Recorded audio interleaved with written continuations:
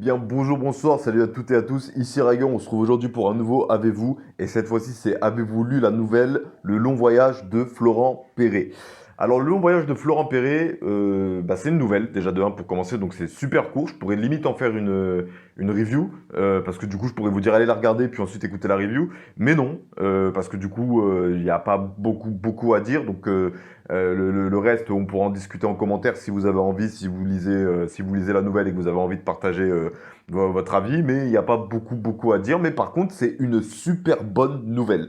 Donc, le pitch de l'histoire, alors on suit un héros d'un âge assez certain, qui avait cumulé pas mal de richesses, et qui, lorsque la planète Terre a suffisamment évolué, a décidé de se payer une place, justement pour partir en voyage à la conquête d'une nouvelle planète. Voilà, j'en dis pas plus, c'est super court. Je crois que c'est expliqué dans les premières lignes, mais au pire en cas, c'est pas grave. Je t'ai spoilé quelques parties. Ce qui compte, ça va être, c'est la suite de l'histoire, ça c'est dit au début.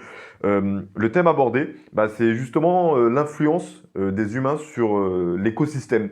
Parce que du coup, voilà, l'histoire parle vraiment de ça, ça tourne vraiment autour de ça, même s'il y a d'autres sujets qui sont abordés, qui sont du coup plus humains, plus relationnels et compagnie.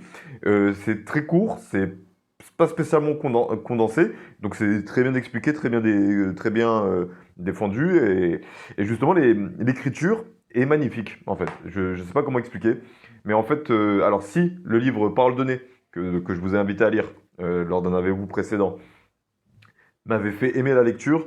On va dire que la nouvelle Le Long Voyage, c'est ce qui a confirmé ça. Parce qu'en fait, je vous explique, j'étais un peu dans une phase, quand après avoir lu le livre Parole donnée, j'ai essayé d'autres livres qui m'ont pas donné le même sentiment. Et je me suis dit, ouais, en fait, voilà, je suis tombé sur le livre qui m'a fait kiffer parce que voilà, ça correspond un peu à ce que j'avais besoin de lire en ce moment. Et du coup, voilà, genre, je vais galérer pour trouver d'autres livres qui vont me faire kiffer.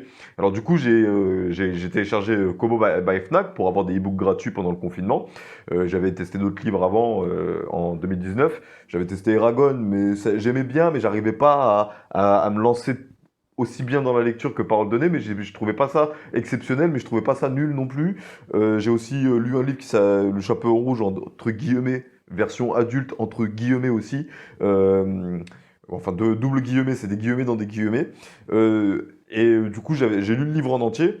Parce que du coup, je le lisais avec quelqu'un qui le lisait aussi, et donc du coup, voilà, on critiquait l'œuvre au fur et à mesure, c'était super intéressant, et d'ailleurs, il faudrait qu'on fasse ça avec ma copine. Du coup, après Eragon, et après avoir testé d'autres débuts de livres, j'étais là en mode, ouais, en fait, Parole donnée, c'est le livre, c'est l'exception qui confirme la règle, les livres, c'est pas fait pour moi, et Parole donnée, c'était l'exception qui me disait, voilà, il faudrait que tous les livres ressemblent à ça.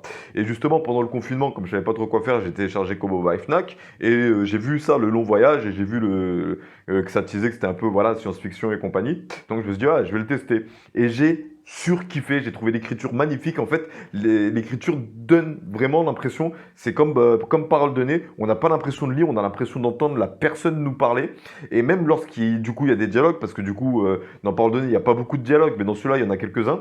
Les dialogues sont vivants, sont animés, sont dynamiques. On a vraiment l'impression d'avoir voilà, des personnes différentes qui discutent et de suivre leurs discussions. Et j'ai surkiffé, une magnifique écriture. Et c'est en lisant, justement, lorsque je suis arrivé vers la fin, où je me suis dit, mais putain, mais c'est fini. Mais c'était super court. C'est un chapitre. Non, il faut acheter les autres. Non, c'était juste une nouvelle. Oh, bordel de merde, il casse les couilles, le mec. Il aurait dû faire un livre de ce thème-là, bordel de merde. Il aurait dû continuer. Il aurait dû traiter d'autres trucs en lien avec la science-fiction, avec le système et compagnie. Il aurait dû continuer. Et ça fait que du coup, je me suis un peu intéressé à ses autres œuvres. Donc, il a écrit d'autres livres qui sont pas dans le thème de la science-fiction, mais qui sont justement dans le thème un peu épouvante.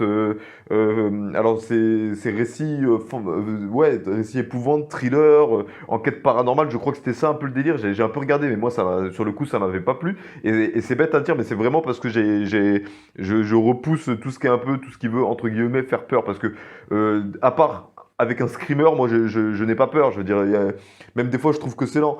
Moi, par exemple, j'ai aussi le fait que quand j'ai regardé un film qui faisait vraiment peur quand j'étais petit, Chucky, j'ai badé à chaque fois que je voyais une poupée. Donc, les screamers me font sursauter à chaque fois.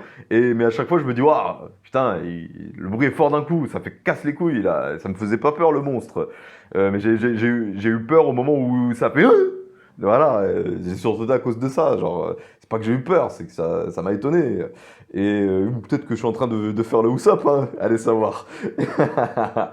Bref, de bref, donc ça fait que vraiment le genre horreur, je trouve que voilà, il y a rien, aucune thématique qui est défendue, aucun truc, c'est vraiment, et c'est même pas psychologique, c'est vraiment genre en mode surprise, donc je suis vraiment pas intéressé par ce thème-là, et donc du coup ça m'a un peu repoussé, j'ai pas voulu lire ses autres œuvres, mais voilà, si vous aimez les livres, je pense que Florent Perret, ça peut être un auteur intéressant, donc au-delà de parler du Long Voyage, je parle vraiment de Florent Perret, parce que vraiment il a une patte au niveau de l'écriture, et c'est impressionnant, et moi je pense même qu'il devrait faire plus de science-fiction, et je crois que justement le Long Voyage, c'était une sorte de test en mode est-ce que je suis capable de vraiment faire de la science-fiction.